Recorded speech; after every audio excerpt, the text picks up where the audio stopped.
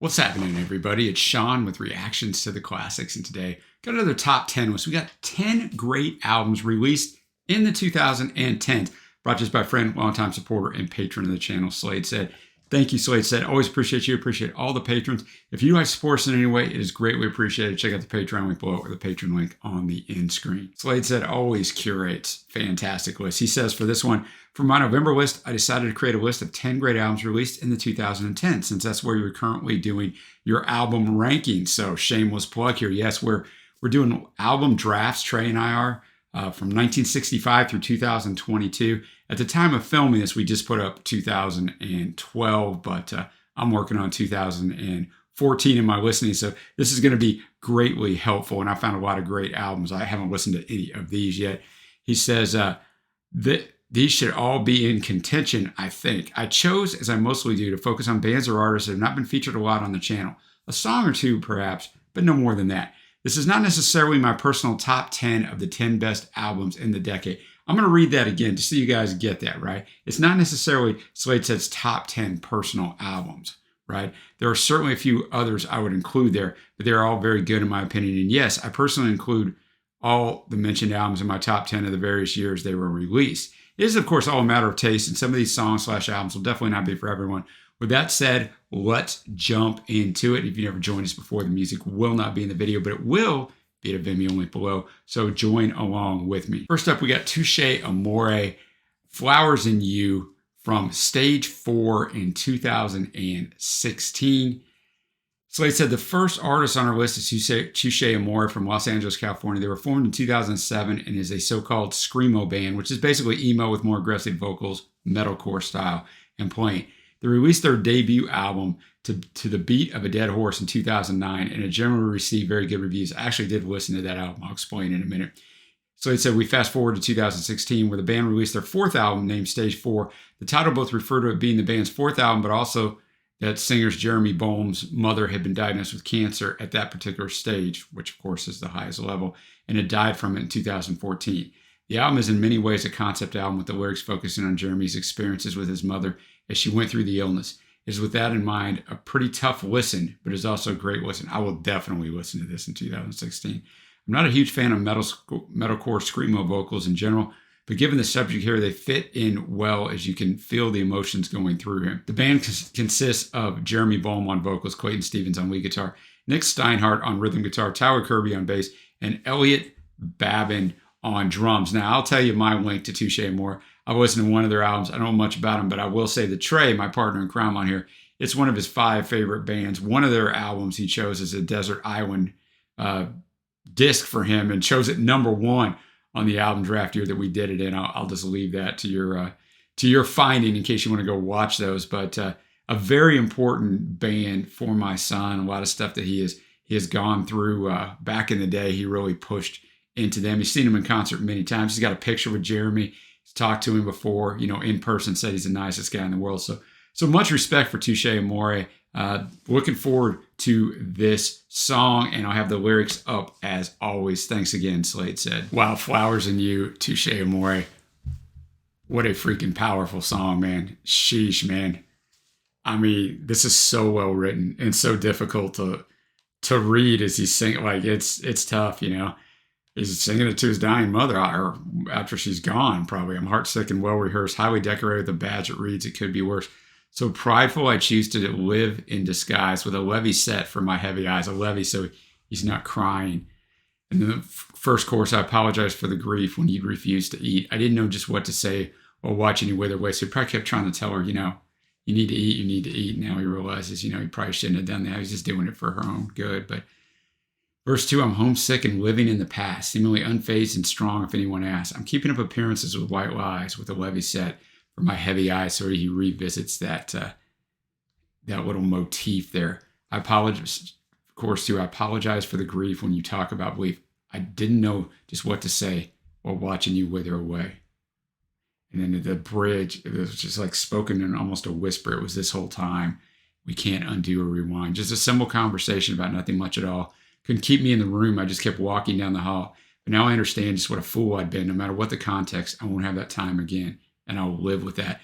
So she's dying and just talking about, whatever, just trivial things in his mind. So he gets up and walks the hall instead of spending time in the room with her, not because he doesn't care, but because he cares so much. He can't be in the room with her and just see her that way. He doesn't want to deal with it. And I mean, I think that's a natural human reaction. Course 3, I took inventory of what I took for granted, and I ended up with more than I imagined.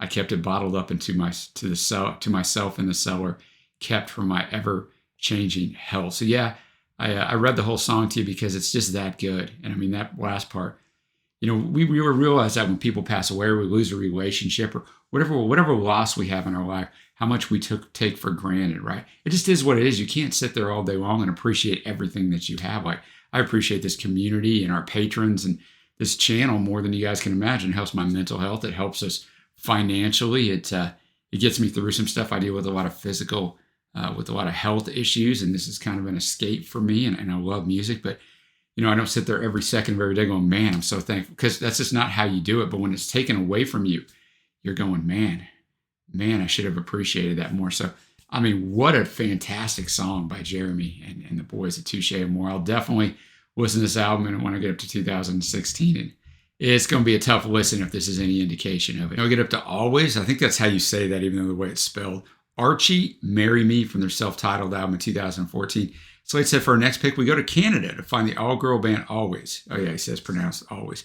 While Touche and Amore focus on the dark side of life, Alvvays is the absolute opposite with their jangly pop and innocent and hopeful lyrics. The MVP of Alvvays is vocalist and guitarist Molly Rankin, who writes most of the songs. The music's always very melody-focused, and the instrumentation is mostly a tool to carry and enhance the mood of the song, rather than attracting focus in itself. The band released 2 albums in the 2010s, with their self-titled debut being the better of the two. The sophomore album by no means was a bad album, just a slightly lesser version of their debut. They very recently released their 3rd album following a lot of internal problems and unlucky experiences. Their debut album generally received favorable reviews and was ranked number 1 on a CBC list of the best Canadian albums of 2014 and featured in many top 50 lists in various magazines worldwide.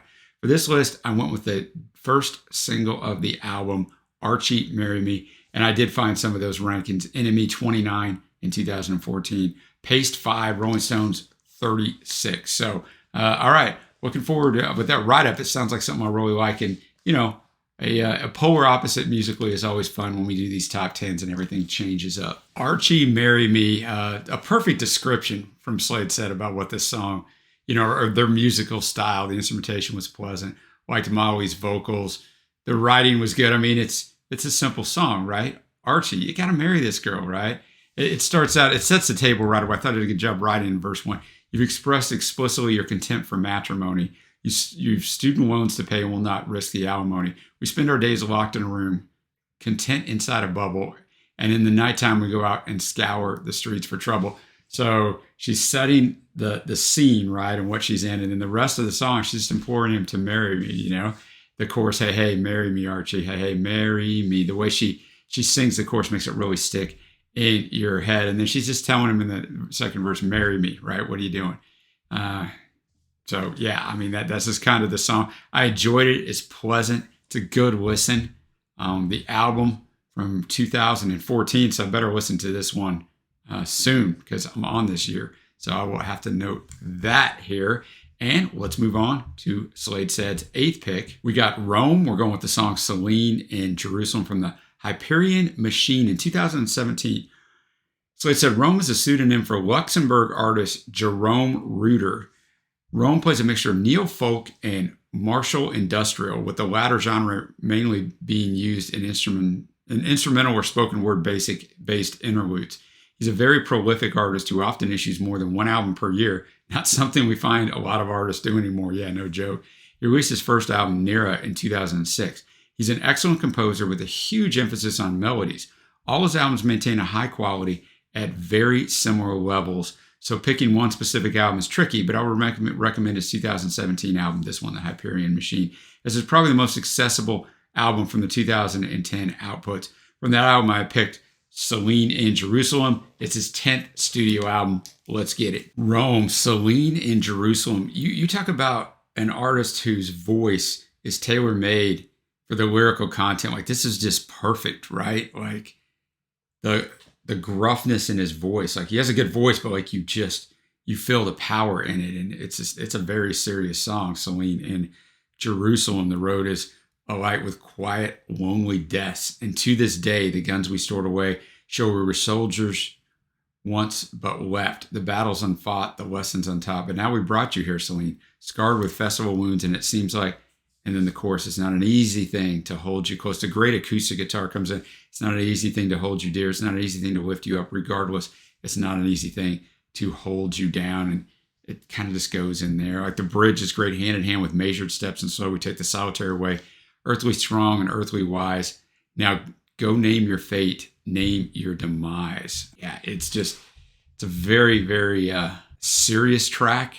And I enjoyed it a lot. I mean, I've enjoyed these first three a lot. If you've watched our channel, you know I always pick favorites. I'm already thinking in my head, this is going to be a hard thing if this continues. Next up, we have Clutch. Their song The Face from the album Earth Rocker in 2013, which I've already gone through 2013. So I've passed this album. But so it said for our number 7 pick, we change gear again. Clutch is a band from Germantown, Maryland that plays a hard rock style that is both very traditional, at the same time not quite sounding like anyone else. They're particularly famous for their highly energetic live shows and definitely worth attending if you have the chance.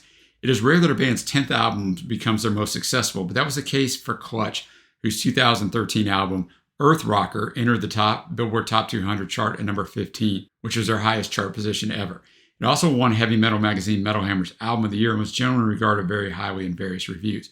I agree, it's a great rock album, and certainly also my favorite by the band. The members of Clutch are Neil Fallon on vocals and rhythm guitars, Tim Solt on lead guitar, Dan Maines on bass, and Jean-Paul Gaster on drums. Clutch, The Face from the Earth Rocker album.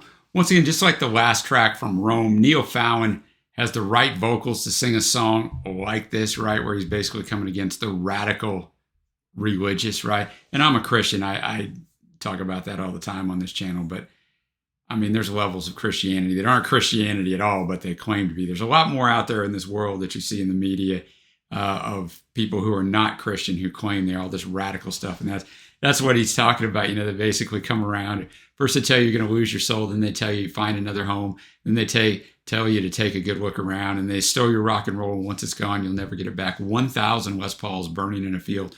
What rabid religion poisons their minds? 1,000 jazz masters thrown into the sea. What measure of madness governs their times? All right. And then he kind of does a little in the beginning, a little Genesis throwback. So boys and girls, if you're a Christian and your pastor tells you don't listen to rock and roll anymore, I invite you to visit the Bible and see where that's in there. We put a lot of things on people that are not in the Bible and tell them you got to do this to be spiritual. And that's kind of the exact opposite of a lot of what is taught in the Bible. So I definitely thought that was a good track, and I'm well suited all the way around to the arrangement. Next up, we have Algiers, the song The Underside of Power from the album The Underside of Power in 2017. So it said, next up, I've chosen experimental rock band Algiers. They're a band whose influences come from a number of different sources and backgrounds. They were formed in 2009 in Atlanta, Georgia as a trio by guitarist Lee Tesh and bassist Ryan Mahan, both members of Atlanta's underground rock scene, and vocalist and multi-instrumentalist Franklin James Fisher, who came with a gospel background. The trio debuted in 2015 with a self-titled album, which was showing a lot of promise with this very unique blend of hardcore punk, alternative rock, noise, and gospel and soul. What a combination, man. Before the second album, they included drummer Matt Tong in the lineup, and as a 4-piece, they recorded this album, The Underside of Power, which was a clear improvement in terms of songwriting and compositions. The single and the obvious candidate for a hit for the band was the title track. Also my pick here. I found this album was 86 score on Metacritic, which Metacritic just takes all critics that have published reviews and they put it into a numerical formula out of 100. So obviously 86 is sky high. A very interesting sonic experience there from Algiers. It was so well written, right? It's so well written, but I think you definitely feel the gospelness, right? From Franklin James Fisher. Like you feel, I mean, and there's a little bit of a gospel lyricism tinge throughout this, but you just feel the gospelness, but the arrangement has all this other interesting stuff going on. The song itself, The Underside of Power, is just what it sounds like, right? And if, I mean, you live in the United States like I do, you've seen The Underside of Power over these last 6 years. manifested in an insane way, but it starts out broken shards, all that we are at some time, scattered around what you try to control all your life. It's not a matter of fate. It's just a question of time. And we all fall down. It's not a matter of fate. It's just a question of time. We all fall down. So you're like, huh? Somehow we all die, right? And then he says all these different things he's been through in his life.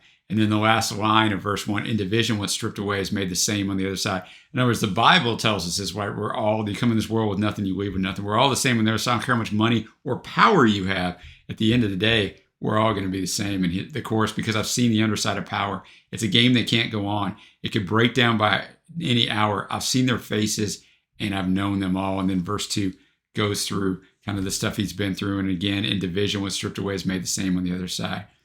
I've seen their face. I've known we're on the wrong side of power. It's a shadow.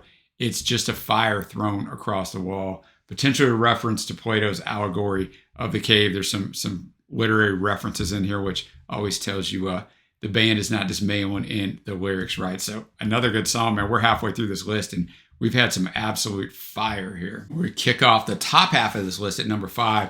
Marissa, Nadler, Janie in Love from the Strangers album in 2016.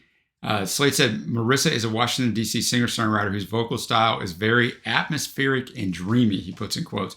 Her first album, Ballads of Living and Dying, was released in 2004, and with a steady release schedule with albums pretty much every other year, she has released 11 studio albums with her own songs, plus some other cover songs.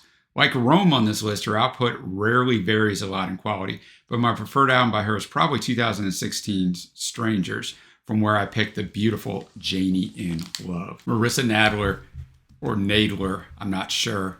Janie in Love, definitely dreamy and atmospheric. And I mean, a story as old as time, right? She's in love with this guy, but man, this guy did some damage, right? I mean, the way she metaphorically describes that in the course of your natural disaster. I'm watching you blow up everything. You touch and the earth will crumble. You speak and hurricanes attack. I'm putting up the windows to prepare for you. When I hear your name, some great deluge, and then Janie in Love many times. And she's just talking about, how she cared for him. It just wasn't meant to be. And the outro tells it all. Another time, another place, we would have been golden. Definitely enjoyed the vocal delivery and the presentation of that one. Move up to number 4. We got Chelsea Wolfe, the song Iron Moon from the album Abyss in 2015. Slate said from dreamy atmospheric rock to the queen of goth, Chelsea Wolfe. Chelsea Wolfe is absolutely one of the most interesting artists in rock music today. Slade said knows so much about music. That's a huge statement from him. He said her first album, Mistake in Parting, was recorded in 2006, but never officially released. So later released in limited numbers, and like everything else, it can be found on what you're watching right now, YouTube. And Chelsea herself is less than proud of the album. Her first real album with an official release was 2010's The Grime and the Glow, which is followed by Apocalypse, spelled in an interesting way, the next year. This album gained a lot of attraction. The reviews were generally very good. The style on the albums was a mix between dark folk and gothic rock. The next album, Pain is Beauty from 2013, included some more industrial elements as well as rock music to the sound and was another leap forward in terms of recognition. But even if she had gradually integrated more heavy and noisy elements into her music, most people were surprised when they first listened to her 2015 album, Abyss. This was industrial doom and extremely dark. This is definitely the antidote to always his prettiness. All right. My album pick for this list is Abyss, but I will say that all her albums during the 2010s, especially from and including Apocalypse, are important albums that should be listened to. That list certainly also includes her 2017 album, Hiss Spun, where she takes the next step and mixes the industrial noise with doom metal. Her band on that album consisted of members of Queens of the Stone Age and metal bands Converge and Isis. In 2019, she changed her style yet again with the album Birth of Violence, which is far less doomy and noisy and more in line with the sounds before Abyss. The song pick here, Iron Moon, will not be for everyone, with its dark and doomy industrial soundscape, which also includes some metal guitars that would be even more prevalent on Hiss Spun, but I absolutely love it. I found this was the first song released, but was the last song written for the album. According to a statement, the music is co-written by our friend Carlos Ayala, who wrote the song Boyfriend we covered a few years back. Lyrically, the song was inspired after reading the poetry of a Foxconn worker who took his own life, his frustration and desperation. There's a blurry confusion throughout the lyrics on the album, as it sometimes is in his dreams and like you're new to the afterlife, and things are slightly different, more hazy and fluid. I imagine the quiet parts of the song sung from a small dorm-style room, and the loud parts as a scene out of a musical where the worker sings and dances through the factory lines with total freedom and abandon. Such a great crew of musicians came together to bring these feelings and sounds to life. So I thought that adds some perspective and builds on what Slade said. Iron Moon, Chelsea Wolfe. I got to admit, because I'm always honest, right? The description that Slade said gave, I thought, I don't know if I'm going to like this or not. Man, this was really good, right? It all worked because of the subject matter of the song. A dead sun, a pale glow upon the walls. I feign to know we bear no fruit, no flowers, no life, and we get sick but never die. Become an echo, resounding, let go. And then the chorus where she gets this softness. My heart is a tomb. My heart is an empty room. I've given it away. I never want to see it again. So her heart was broken by someone, right? And so she never wants it back. She's like, I'm done with this.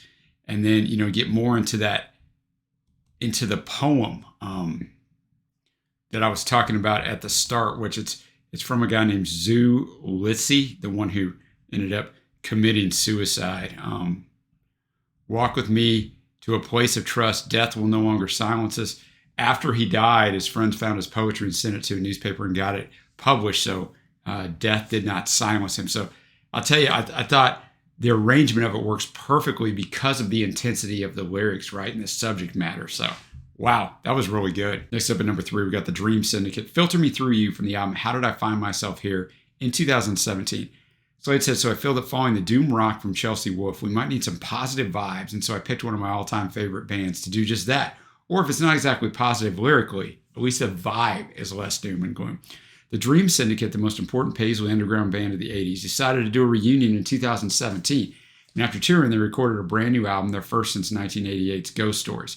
In fact, including this year's brilliant album, Ultraviolet, Battle Hymns, and True Confessions, they've now equaled the quantity of the original output in their first period with 4 studio albums since the reunion. Compared to the second half version of the original band, only lead guitarist Paul B. Cutler is missing. He's replaced by Jason Victor, who also appeared on several of Steve Wynn's solo albums. So the lineup is Steve Wynn, vocals and guitars, Jason Victor, lead guitars, Mark Walton, bass, and Dennis Duck, drums. How Did I Find Myself Here is an excellent mix of old school Dream Syndicate combined with some krautrock rock tendencies, and they've included more of on later albums. The song pick here, Filter Me Through You, is classic Dream Syndicate. Filter Me Through You, just absolutely fantastic guitar work, right, from Jason Victor and Steve Wynn in there. And I like Steve's vocals, but the guitar work is what's just stand out on this thing, man. The song itself, short, like lyrically, if I can't have you or anything that reminds me of you, I'll carry on. So you might miss me when I'm gone. I'm in the ether. It's now or neither. Filter me through you. If you go away or anywhere that I can't stay, slice myself thin so I can live beneath your skin, lost in the zone, surrounded alone.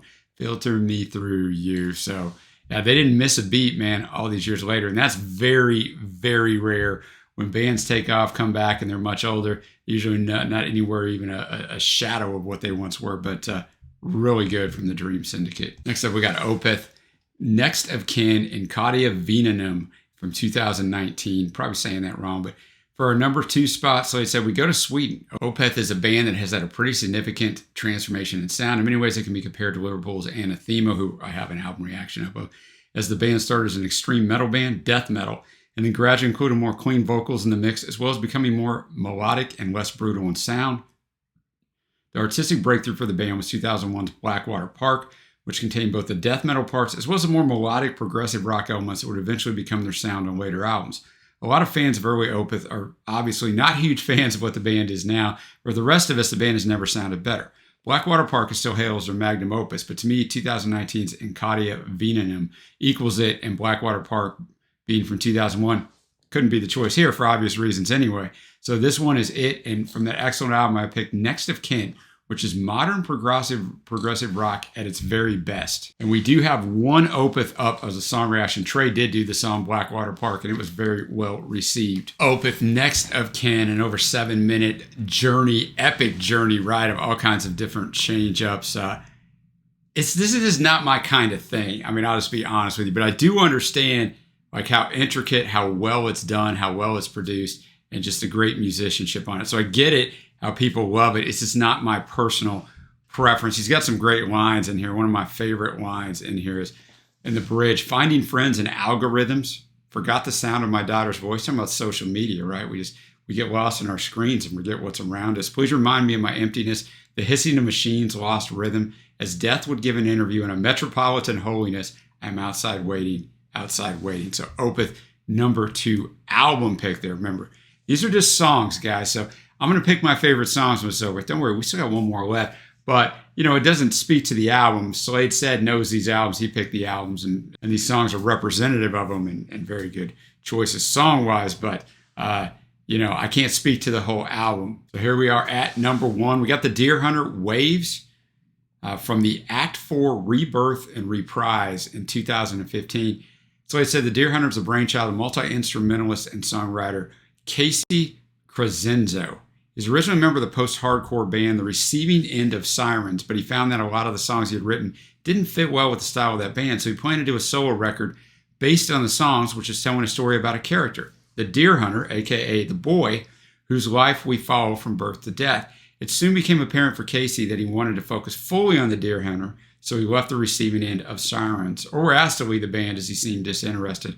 That part's not totally clear. It was clear to Casey pretty much from the start that the story of the Deer Hunter would take several parts to finish, and by the time he released the first full-length album as the Deer Hunter, Act 1, The Lake South, The River North, he had the overall story ready and decided that it would take 6 albums or acts to conclude the story.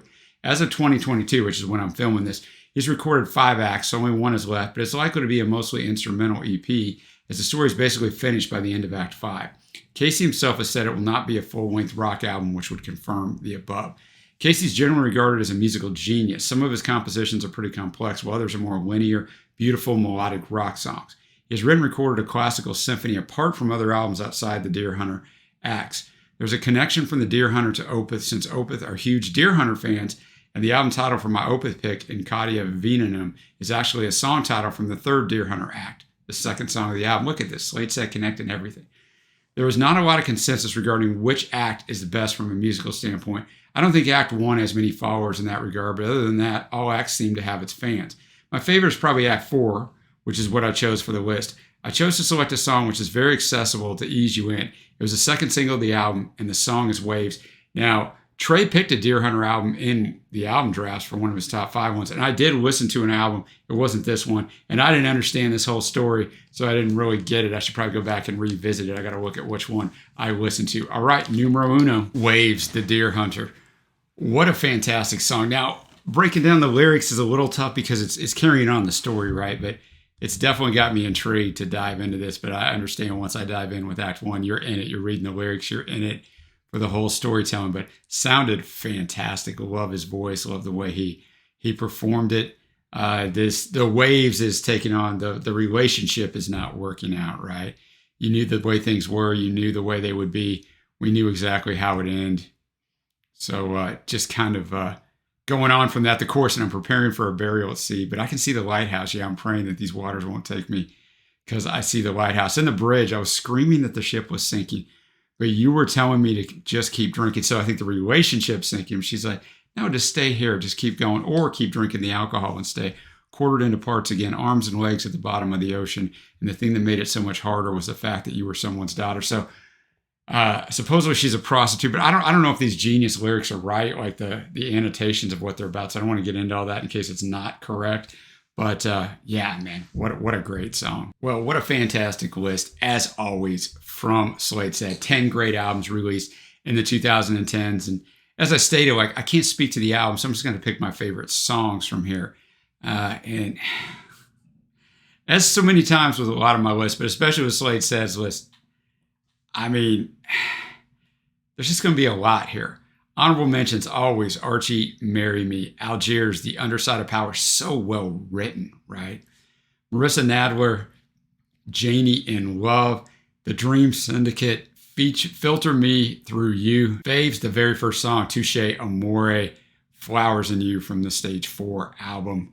Also Chelsea Wolfe, Iron Moon, what a fantastic song, so well done. And The Deer Hunter, Waves from the Act 4 Rebirth and Reprise, our number 1 album in Slade Said's list. But remember, he didn't say those were his top 10 personal favorites. He's given us a smorgasbord of things, and all these appear in his yearly top 10. So thanks everybody for watching. Let me know what you think of this. Give me some suggestions down below from these artists or anyone else who might be a little bit off the radar. Always looking for suggestions to listen to for our album draft stuff and just in general. And until next time, guys, I will see you.